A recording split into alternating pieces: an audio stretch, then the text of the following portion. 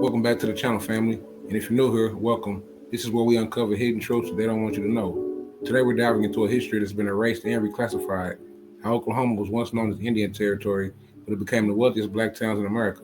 But what if I told you that the so-called black people were actually indigenous? That's right, the original people of this land. If you're here, that means you're hungry for the truth. So go ahead and hit that like button, drop a comment, and make sure you subscribe with the notification bell on. Because trust me, you don't want to miss what's coming next. To my returning subscribers, thank you for your continued support. Y'all are the reason I keep exposing these hidden histories. And if you're new here, welcome to the family where we keep it real over here. Now let's get into it. Peace and love. On behalf of Akuno Senko for Bay, you know what I'm saying? Jay, where you at? We're trying to help our people elevate. Hope. H-O-P-E. We're giving them hope. We doing what we gotta do, you know. Every day, one step at a time, man. We gonna make it happen. Helping our people elevate. Yeah. Sometimes I practice focus, thought, and meditate. I'm trying to come with other ways to help our people elevate and seeking knowledge, make me levitate. The lifted mental state is what results from how we orchestrate. This for the family's sake. Let's self-reflect and self-evaluate. And every day, make sure the steps you take, you calculate. Receive a master's fate. I know I can't exist without the hate, but that's okay. I balance that with higher self today. Success is on this way, and after that, my flesh can pass away.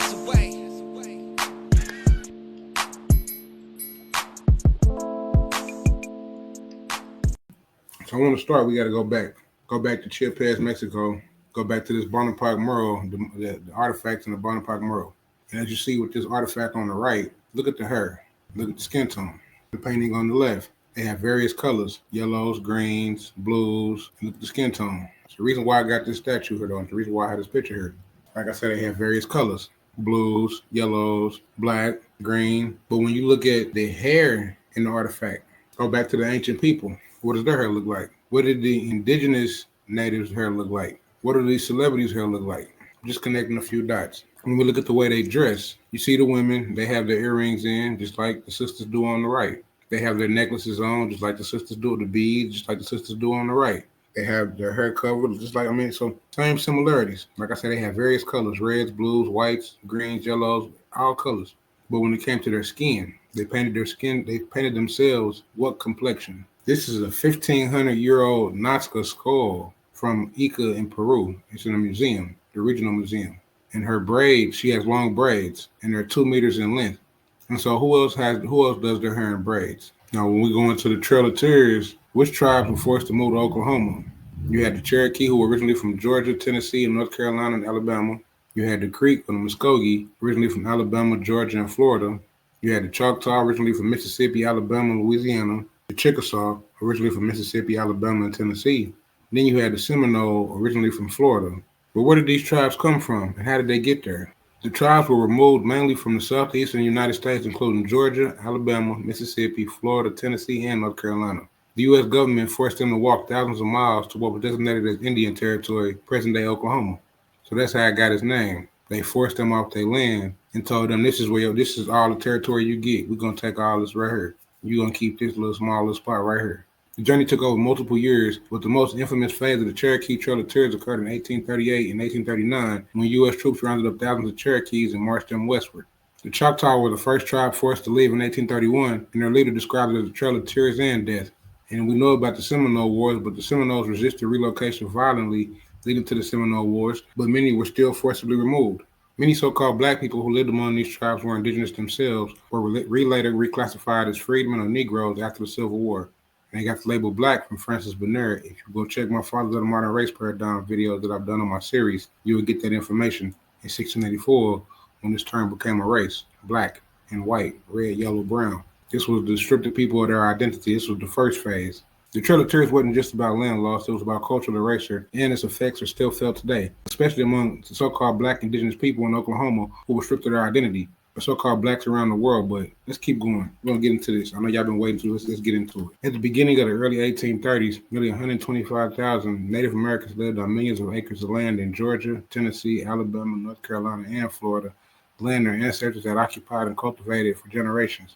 But by the end of the decade, very few natives remained anywhere in the southeastern United States. Working on behalf of white settlers who wanted to grow cotton on Indian land, the federal government forced them to leave their homelands and walk hundreds of miles to the specially designated Indian Territory across the Mississippi River. This difficult and oftentimes deadly journey is known as the Trail of Tears. White Americans, particularly those who lived in the western frontier, often feared and resented Native Americans they encountered. To them, American Indians seemed to be unfamiliar, alien people who occupied land that white settlers wanted and believed they deserved. Some officials in the early years of the American Republic, such as President George Washington, believed that the best way to solve this Indian problem was simply to civilize the Native Americans. The goal of this civilization campaign was to make Native Americans as much like white Americans as possible by encouraging them to convert to Christianity, learn to speak and read English, and adopt European-style economic practices such as the individual ownership of land and other property, including, in some instances in the South, enslaved persons. In the southeastern United States, many Choctaw, Chickasaw, Seminole, Creek, and Cherokee people adopted these customs and became known as the five civilized tribes. Did you know the Indian Removal Act took place in northern states as well? In Illinois and Wisconsin, for example, the Bloody Black Hawk War in 1832 opened to white settlement millions of acres of land that had belonged to the Sacs, Fox, and other native nations. But the Native Americans' land, located in parts of Georgia, Alabama, North Carolina, Florida, and Tennessee, was valuable, and it grew to be more coveted as white settlers flooded the land. Many of these whites yearned to make their fortune by growing cotton and often resorted to violent means to take land from their indigenous neighbors. They stole livestock, burned and looted houses and towns, committed mass murder, and squatted on land that did not belong to them. And I spoke on that in the Oklahoma land rush with squatters. The boomers were those who petitioned for land, and the Sooners were those who squatted on land. Well, let's back up a little bit and get a bit of context.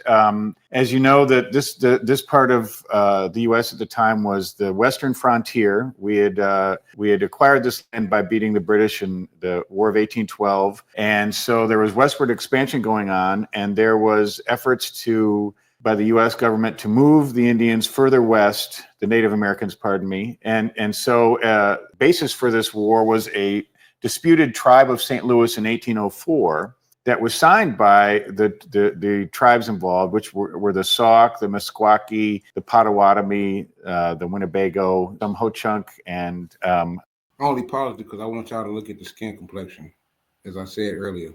I might be leaving one out there, sorry. But so the disputed treaty forced the tribal leaders to move their people across the Mississippi into Iowa and Missouri. And that was a challenge because the Sauk tribe in particular had always kept their headquarters in their main village at Saukenuk, right by the confluence, right where the Quad Cities are now. And so Chief Black Hawk felt that this treaty was signed and negotiated dishonestly, that they would talk and negotiate certain things, and that then the treaty was signed, they would be told years later that it said things that they didn't agree to. Worcester versus Georgia. State governments joined in this effort to drive Native Americans out of the South. Several states passed laws limiting Native American sovereignty and rights and encroaching on their territory. In Worcester versus Georgia in 1832, the U.S. Supreme Court objected to these practices and affirmed that Native nations were sovereign nations in which the laws of Georgia and other lands can have no force. Even so, the maltreatment continued. As President Andrew Jackson noted in 1832, if no one intended to enforce the Supreme Court's rulings, which he certainly did not, then the decisions would fall stillborn. Southern states were determined to take ownership of Indian land and would go to great lengths to secure this territory. Andrew Jackson had long been an advocate of what he called Indian removal. As an Army general, he had spent years leading brutal campaigns against the Creeks in Georgia and Alabama and the Seminoles in Florida campaigns that resulted in the transfer of hundreds of thousands of acres of land from Indian nations to white farmers. As president, he continued this crusade. In 1830, he signed the Indian Removal Act, which gave the federal government the power to exchange native-held land in the Cotton Kingdom of the Eastern Mississippi for land of the West in the Indian colonization zone that the United States had acquired as part of the Louisiana Purchase. As I've said before, Louisiana is named after King Louis. So when France came, Great Britain came, and they had their wars with the different tribes, and they had tribes fighting tribes, it was King Louis and the French who bought the 13 states that were known as Louisiana Territory. Oklahoma is a part of those 13 states. This Indian territory was located in present-day Oklahoma.